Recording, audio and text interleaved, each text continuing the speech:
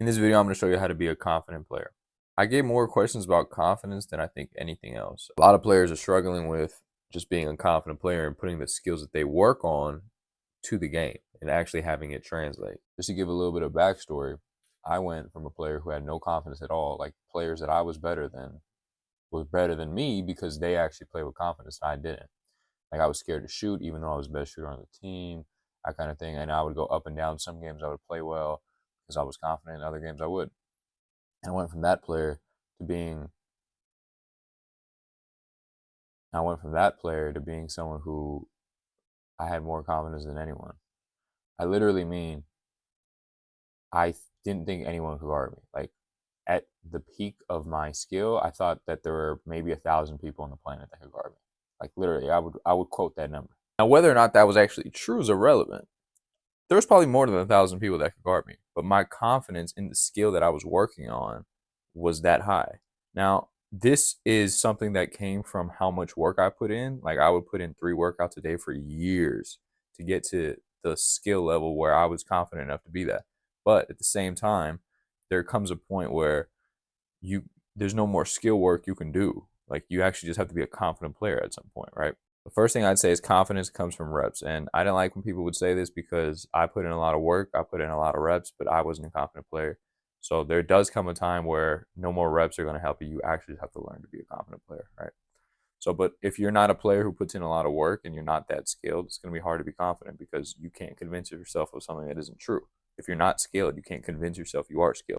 Be skilled, and then the confidence will come. But if you are a player who's putting in work and you're getting pretty skilled, especially compared to your peers, but you're not able to actually be a confident player in games and you're kind of not sure of yourself, then we have a couple things we should do. So what I'll do with players is I'll ask them questions to sort of unpack why they're nervous or not confident in games.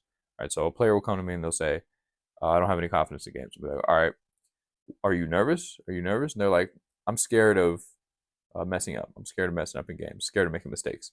And then I'm like, okay, well, what happens when you make mistakes? What's the consequence? And the real answer here is there is no consequence. Sometimes players will say like, oh, they'll get taken out after one mistake. And if that's the case, you have a bad coach. But I'll get to that in a second. Most of the time, the response will be like, I don't know, people make fun of me, something like that.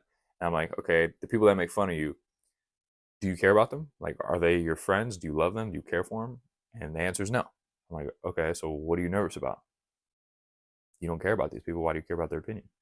And so when you start to unpack it like that, you'll start to see that there's nothing not to be confident about. And you can do this with anything. The best thing to do is just continuously ask yourself questions so you could really, really unpack why you're feeling the way you do. And you can do this with any emotion, but specifically in this case, we're talking about confidence here. If a player comes to me and says that they're scared of missing, I'll ask them, what happens when you miss? Nothing. You go back on defense, you play defense. Like you get another shot next time. Like the biggest consequence of missing is just that. It's just missing. Nothing is going to happen. So when you start to unpack it like that, you'll see like, oh, this really is just a game. So I try to tell players, this is a game. You're not supposed to be taking this like life or death. Like even if you're trying to like go pro with this, which I always encourage players to pursue, like you need to have fun with this. So you have to learn how to have joy like you did when you were a kid, and then you'll be much more present in games. And when I mean present, I mean in your body, not in your mind. In your mind, that's when you rush and that's when you freeze. That's where that overthinking comes from. It's because you're playing here where you want to actually feel and see what's going on in front of you and let the decisions come there. If you start thinking with those general principles, you will eventually become a more confident player. But here's some more practical tips because that's just something to ask yourself so you can kind of realize why you're not confident. All right, couple practical tips. Play lockdown defense. The energy you expend on defense leads to the energy expended on offense. You will feel like you earned a shot. Your players on your team will feel like you earned a shot. Your coach will feel like you earned a shot. So if you go on the other side after playing lockdown defense, everyone's hyped. You get a shot, you shoot it, you miss it. Well, you were just playing lockdown defense. Let's just go get it back. The energy is there, and then your team will feel like, oh, it's no big deal. He's working his ass off on defense. This is especially true if you're a guard because you have to guard perimeter players like the ball handler. So you have to play more defense than maybe a big does because he's just going to slide over and block a shot. Like part of being a dog is locking up. So if you play really, really good defense and you spend a lot of energy there, that killer mindset will lead to a killer mindset on offense as well. Plus, your teammates and your coach will really, really like that. So, like, you're more likely to get a shot. Plus, defense leads to offense, that sort of thing. Next, get to the rim on offense. Getting to the rim on offense, very similar to playing defense, expends a lot of energy. When you expend more energy, you take yourself more into your body, less into your mind. So you think less, you do more. And that's what you want to do. When you are aggressive, you are getting to the rim. You think of like a killer on the court.